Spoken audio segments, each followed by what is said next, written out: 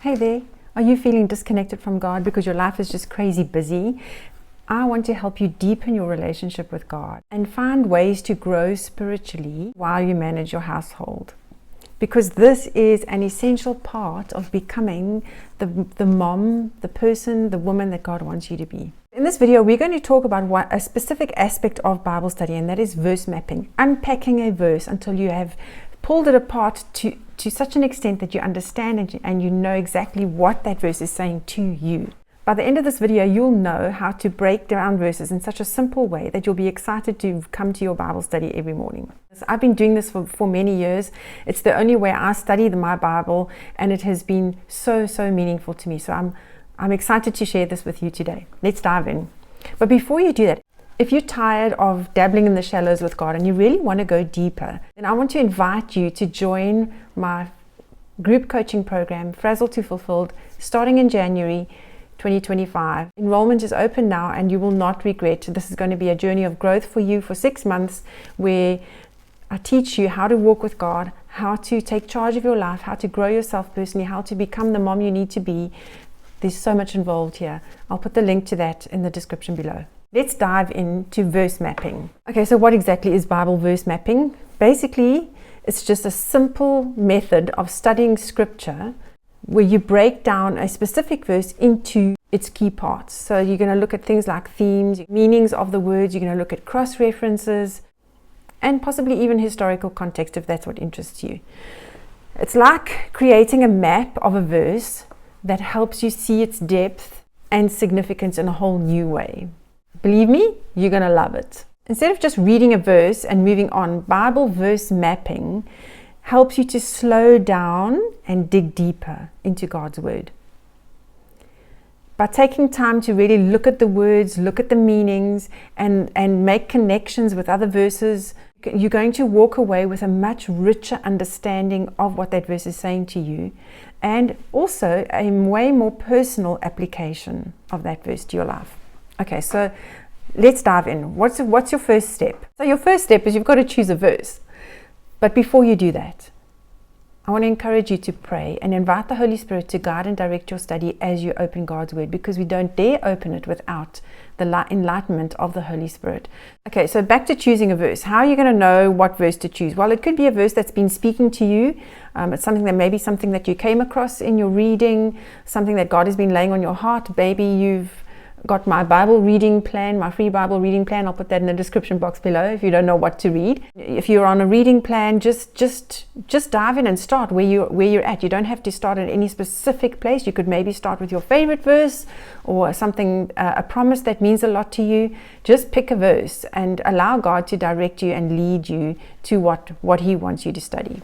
It could also be a verse that you've been struggling to understand. For today's study, let's pick Matthew, one of my favorites, Matthew 11, verse 28 to 30, and we'll dive into that and just unpack it a little bit. Now that we've picked the verse, let's move on to the next step, which is write out the verse. Now, why should you write out the verse? Well, writing out the verse helps you to start processing what it's saying to you.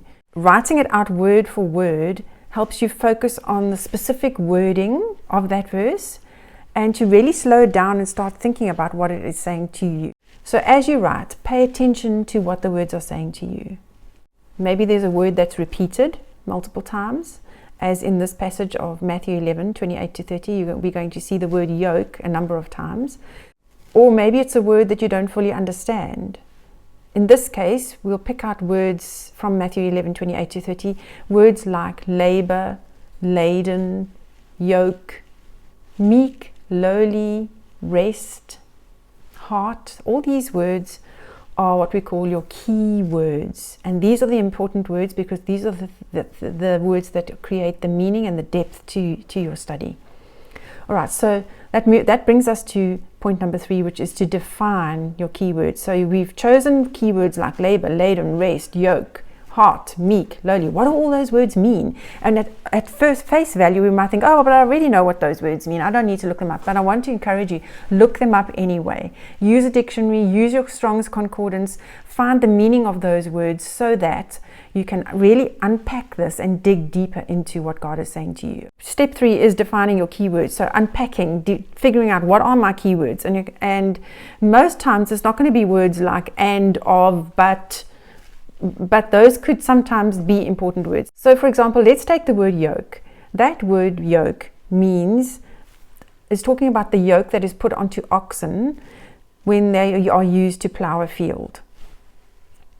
But it also means to join, a coupling, or figuratively, it means servitude. So what is Jesus saying to you through just that word? He's inviting you, because he's saying to you, come and yoke up with me. So he's inviting you to come in, to join with him, to couple with him, to come into servitude to him. And then it's saying, when we do this, our burden is light, and he gives us rest for our souls. And so he's inviting us into a servant-master relationship, essentially. That brings us to step 4. But before we do that, just a reminder that if you are tired of dabbling in the shallows and you want more with God, you want more to understand yourself better, you want to walk with God in a new way, in a deeper way, check out the link in the description box below for Frazzle to Fulfill. That's my 6-month group coaching program where I teach moms how to walk with God, how to take charge of their lives, how to understand themselves better, and to take charge of their own emotional state, to become better parents, and so much more. New classes start in January 2025. All right, step 4, cross-references and related verses. So now we're going to take it a step further and just look at cross-references. Cross-references are just simply other Bible verses that have similar words to the ones that are in the verse that you are busy studying. So if we remember, our key words were things like labor and laden and yoke and rest and meek and lowly. So in your margin of your Bible, you should have cross-references for each verse. If you don't, use a Strong's Concordance and look up those individual words and find the other verses. Now this might feel like a bit of a tedious exercise, because there could be a lot of verses related to your keywords, but that's okay. You don't have to finish this study in one day. You can take a week on it if you like.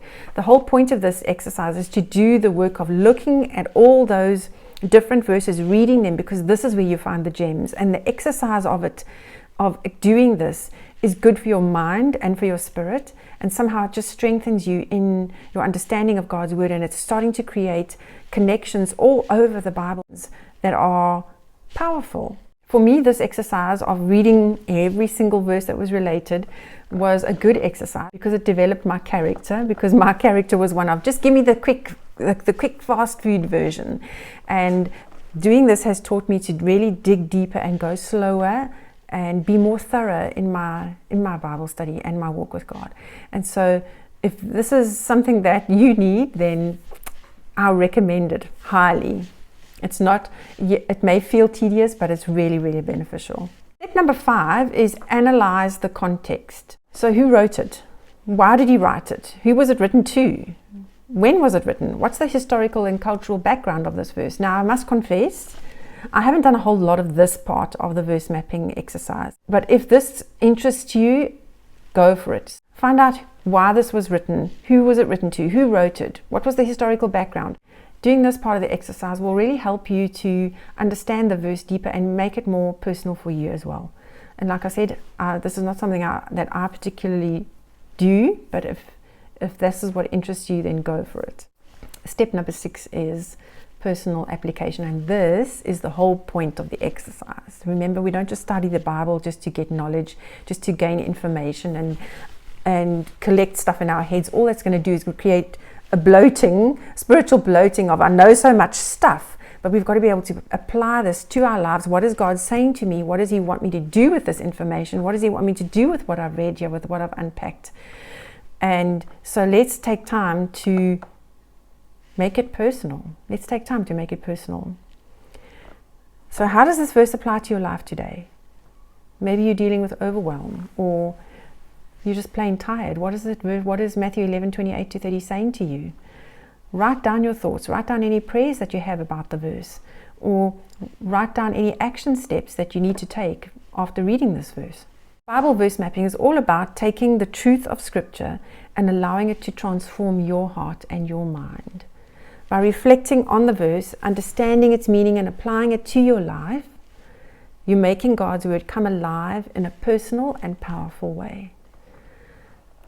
And this, my friend, is what's going to make you excited to study your Bible in the morning. Step number 7, reflect and pray. So finally, it's been said that without reflection we don't grow. We just gather information and we stay the same. So take some time to reflect and pray on what you've been reading and what you've been unpacking. Thank God for what He's revealed to you through His word this morning. Ask Him to help you live it out. Bible verse mapping isn't just about gaining knowledge, although that's part of it, but it's also about giving the Holy Spirit opportunity to change you and to transform your life. A question that I always ask myself at the end of my Bible study is, even though I've gained some great insights and God has spoken to me, I always take the time to say, Lord, what is it that you want to say to me personally? What is the deeply personal application of what I have studied this morning? What is it that you want me to know? And then I listen. I take time to listen. And I write down what I believe God is saying to me, because sometimes those thoughts are so powerful and they are important for me to remember. And very often I go back to them because I come around to the same lessons that I need to learn again, and I need God to speak to me on that same issue again of feeling overwhelmed or tired or burdened. And when I have written down what God said to me, then I have a record of what He said, and I can go back and review that, and I don't have to reinvent the wheel, as in go and study that whole topic all over again. I can just go and remind myself of what God said to me. Okay, so that's it. Bible verse mapping is a simple but powerful way to unpack scripture and make it more personal and practical in your life. I hope that you're going to take this and run with it and apply it in your Bible study time, in your quiet time with God, and that it's going to be a real blessing to you as you embark on this new journey. I'd love to hear how Bible verse mapping works for you. Leave a comment below and let me know how it works for you, or if you have any tips, the things that make it special for you. And then just a reminder that if you're tired of dabbling around in the shallows with God and you want to go deeper, consider joining Frazzled to Fulfilled. Enrollment is open now. I'll put the link to that in the description box below. Thanks for joining me. I trust that you're going to be blessed. Until next time, keep growing.